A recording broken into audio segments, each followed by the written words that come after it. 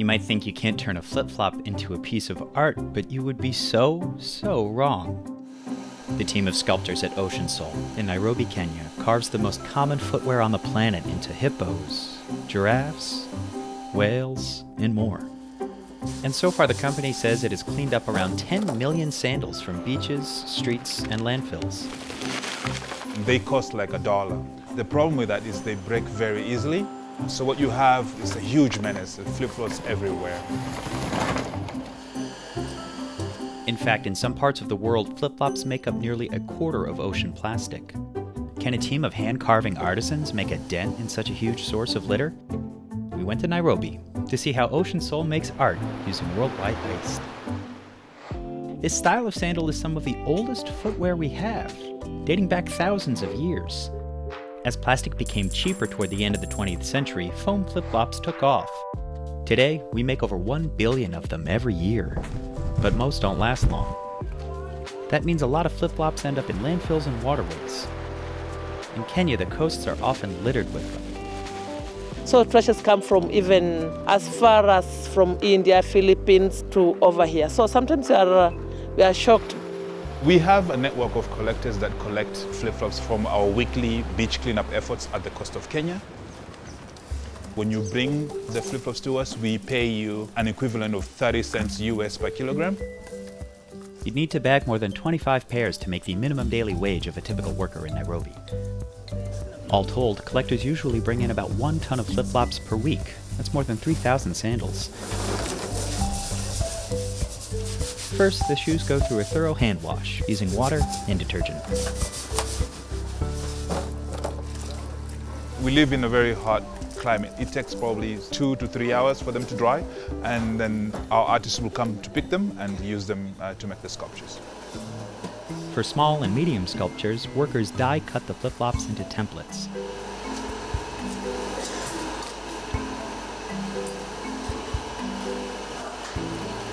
Then use a non-toxic glue to bind the shoes together. Remember, we're using a tiny flip-flop, so you have to build up before you're able to carve down. Then our artists will carve them out into a finished product. The company has around 90 employees. Many of their artists used to make traditional Kenyan wood carvings. But that kind of work has dwindled since the early 2000s when Kenya scaled back logging, which made raw materials harder to come by. When I used to do woodworking, I never thought of destruction of environment. These artists say working with a softer material isn't too different from working with wood. The knives and sanding tools are the same, but you do get fewer splinters. The end product will be a crab. It takes almost 2 hours to complete a piece. For larger pieces, artists repurpose old insulation from shipping containers as a base and cover them with flip-flops. And that's why with the bigger sculptures, you'll notice that they have a contour look, while with the smaller ones, there's a stripy look. Nearly every part of the process is done by hand, and it can take up to 3 months to complete some of the larger pieces. The only time we use a machinery is when we come here to sand. So after they're done carving with a knife, they'll come here and sit down and use these sanding machines to smoothen the sculptures.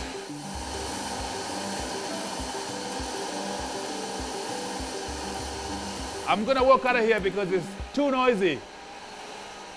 The company keeps a stock of marine animals, like turtles and whales, in keeping with the clean ocean theme. There's also safari-inspired carvings, like elephants and giraffes, which are the best sellers. People say that they love them because of their twisted necks, and they also have beautiful eyelashes. The sandal shavings get repurposed. We have a shredder in the back that shreds them into smaller pieces like this. And from here, we're able to make mattresses that we donate to a refugee program in northern Kenya. Next comes a quality control check. The lady will make sure that, the elephant has 2 ears, 2 eyes, 1 tail. If anything is not right, it's returned back to the artist where they will fix it. Then the statues are washed one more time before being shipped to their destinations.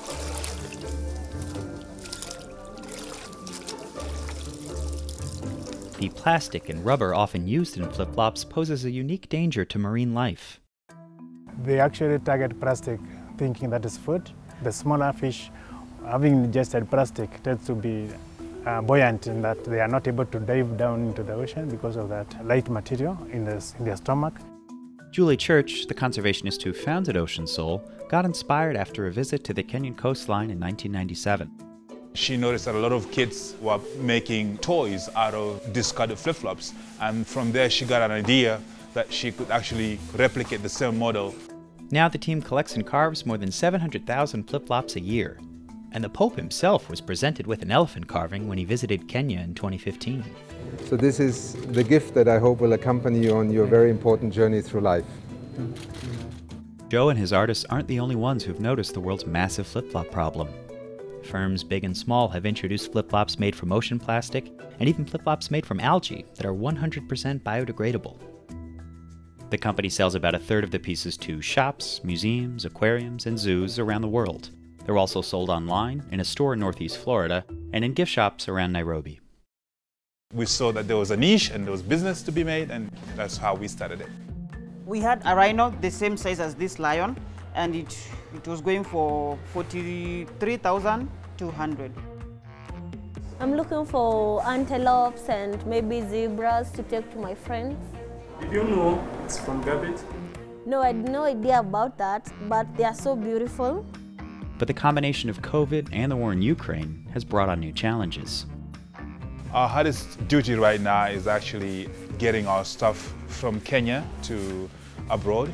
The supply chain has been really messed up. The company told us their shipping costs have nearly tripled, and things take about 4 times as long to get where they're going. Occasionally, Ocean Soul takes on special projects. In 2019, we made a life-size car for a dealership in Alabama, United States. So that's the biggest piece we've ever made. We used 4,500 flip-flops, and that project took us about 3 to 4 months to complete. There we go! Joe wishes he didn't have so much material to work with. Flip-flop waste is a global problem. We have received numerous inquiries from India, Indonesia, Brazil. They have the same problem. They've asked us when can we come and set up shop in their countries. But the Ocean Soul model might present the most effective use of flip-flop waste. The foam material for forming the flip-flop is an irreversible process. When a company comes up with a way of using the flip-flop, the whole piece as it is, it's a big advantage. Until they run out of material, artists like David will continue turning trash into treasure, one shoe at a time. Yeah, I'm very proud of the work we do, because when we recycle the flip-flops, we save the environment, and also people admire what we make.